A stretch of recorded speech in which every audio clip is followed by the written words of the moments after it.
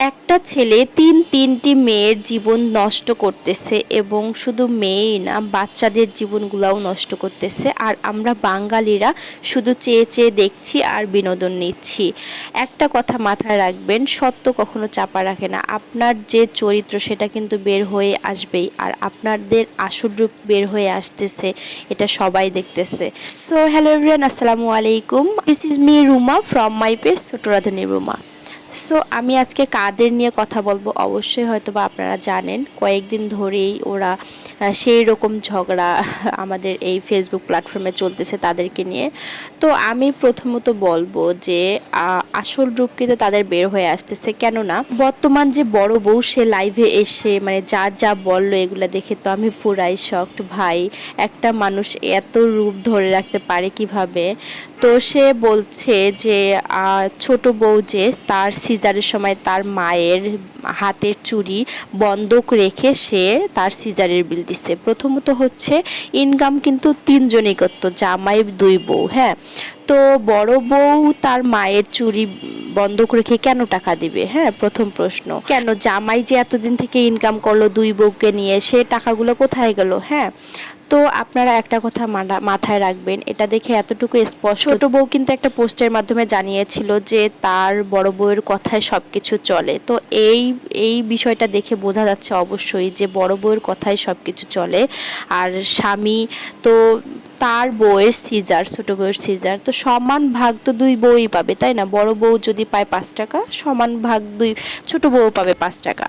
তো এতে বড় বউয়ের বাচ্চা কতদিন আইসিইউতে ছিল, সবকিছু মিলে অনেকগুলো টাকা খরচ হয়েছে। এখানে যখন ছোট বউয়ের যখন সিজার, তখন কেন তার মায়ের কাছ থেকে, মানে তার বড় বউয়ের মায়ের কাছ থেকে টাকা চুরি নিয়ে বন্ধক রেখে সেই টাকা দেওয়া লাগবে? প্রশ্নটা হচ্ছে এখানেই। হ্যাঁ, তো যাই হোক, এখন যেটা বুঝলাম আর কি, ওই মেয়ের আসল রূপ বের হয়ে আসতেছে। মেয়েটাকে আসলে খুবই ভালো মনে করতাম, খুবই ভালো লাগতো, কিন্তু এখন দেখতেছি খুবই সুবিধাবাজি। ওই মেয়েই তার জামাইকে বিয়ে দিছে ইচ্ছাকৃতভাবে, যে পেজ দাঁড়াবে। আমি একটা কথা চিন্তা করি যে মেয়েকে জামাইকে কিভাবে বিয়ে দেয় ভাই? আমি তো কখনোই এগুলো মানতে পারবো না যে জামাইকে বিয়ে দিব। তো যাই হোক, বিয়ে দিছে ভালো কথা, দুইজন সুন্দরভাবে দুই রুমে থাকতো, এত কিছু হতো না হয়তো বা।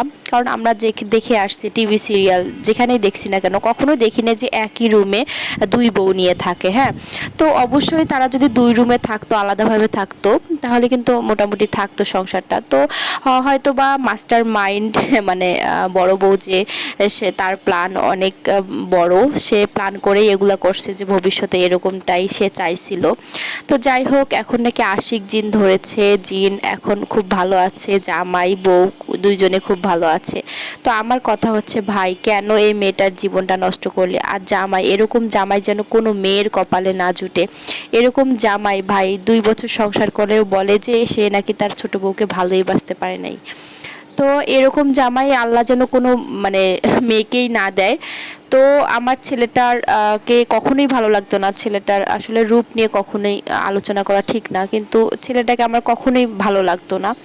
কিন্তু আঁখি মেয়েটা অসহায়, সে ওর ব্যাকগ্রাউন্ড খুবই খারাপ, মানে যেটা আর কি বড় বউ বলে। তো যাই হোক, সে তো দেখেই নিছে, কারণ সে অবশ্যই অনেক চালাক। সে দেখেই নিছে যে এরকম আসলে আমি যেভাবে চালাবো ঠিক সেভাবেই চলবে, সেজন্যই কিন্তু এরকম মেয়েকেই নিয়ে গেছে। তো যাই হোক, আখি বলতেছে যে তোমার মা কেন দেয় নাই? তোমার মা মানে ছোট বউর মা নাকি, মা তার পরিবার এবং ছোট বউ নাকি তাদের বাড়ির কাজ করারও যোগ্যতা নাই। ভাই, এই কথা তুমি কেমনে বলো? যে মেয়েটাকে নিয়ে এতদিন তোমার পেজটা দাঁড় করাইলা, তোমার সবকিছু তুমি ঠিকঠাক করে নিলা, সেই মেয়েটাকে তুমি এই ধরনের কথা কিভাবে বলো? 2টা বছর একই সাথে এত সুন্দরভাবে ছিলা।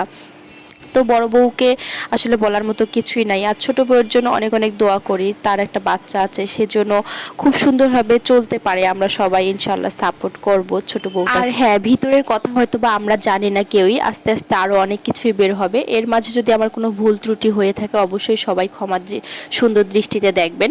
তো আজকের মতো ভিডিওটা আমি এখানে শেষ করছি। সবাই ভালো থাকবেন, সুস্থ থাকবেন। আসসালামু আলাইকুম।